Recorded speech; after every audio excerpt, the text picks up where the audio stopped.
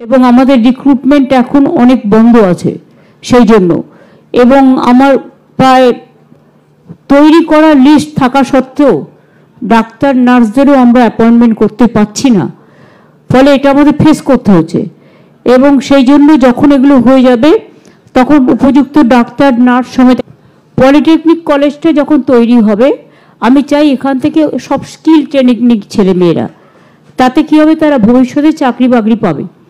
সেই জন্যই পলিটেকনিক কলেজটা যখন হবে তখন আবু বকর সাহেবের নামেই হবে, আর হসপিটালটাও যখন এখানে হবে তখনও ওনার নামেই হবে। যে 100 বেডের যে হসপিটালটা তৈরি হচ্ছে, যার প্রায় অনেকটা কাজ হয়ে গেছে, কিন্তু শেষের দিকে।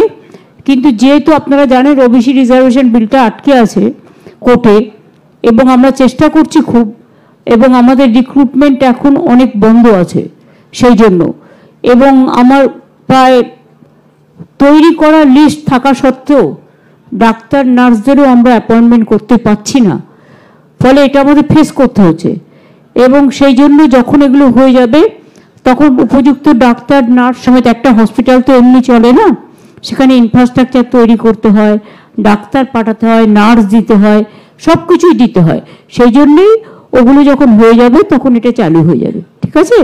এবং হসপিটাল এবং পলিটেকনিক কলেজ যখন হবে, হসপিটাল তো প্রায় হবার মুখে,